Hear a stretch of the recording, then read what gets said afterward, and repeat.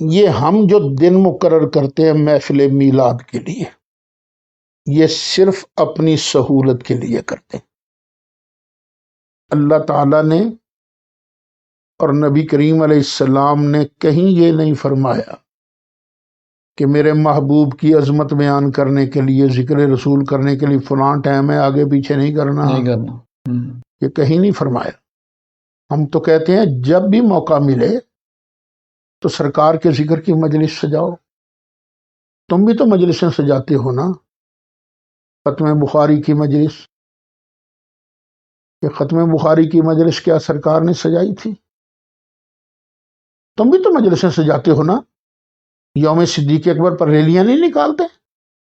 اگر ہم یوم نبی پر جلوس نکالنے تو پھر کیا تکلیف ہے؟ یہ ہم اپنی سہولت کے لیے، تاکہ لوگوں کو اطلاع ہو جاتے، الیکشن چھپواتے ہیں، فیس بک پر اعلان بھیجتے ہیں، بھئی فلاں تاریخ کو فلاں حضرت صاحب تشریف لائیں گے فلاں جگہ، اور آن کر ذکر رسول فرمائیں گے۔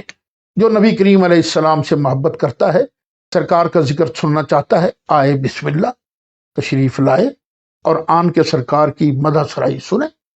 اس میں ٹائم کی تو پابندی کوئی نہیں ہے۔ اور اگر جی ہم اپنی سہولت کے لیے ٹائم مقرر نہ کریں، صرف اعلان آ جائے فیس بک پر، حضرات ایک اعلان سنیے، کبھی نہ کبھی کسی نہ کسی جگہ کوئی نہ کوئی حضرت صاحب تشریف لا کر نبی کریم علیہ السلام کا ذکر مبارک کریں گے، شرکت فرما کر ثواب دارین حاصل کریں۔ تو بتائیے کیا آؤ گے تم لوگ؟ پتہ ہی نہیں ہے کہاں ہو رہی ہے محفل، کس وقت ہو رہی ہے۔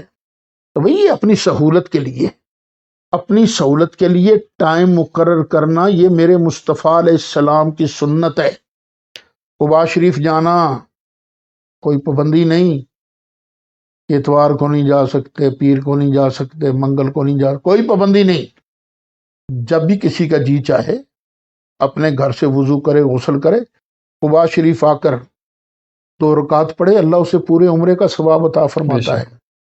لیکن سرکار ہر ہفتے کو وہاں تشریف لے جایا کرتے تھے۔ سہولت کے لیے ٹائم مقرر کر لیا تھا سرکار نے۔ تو ٹائم اپنی سہولت کے لیے مقرر کرنا یہ کوئی منع تو نہیں ہے نا۔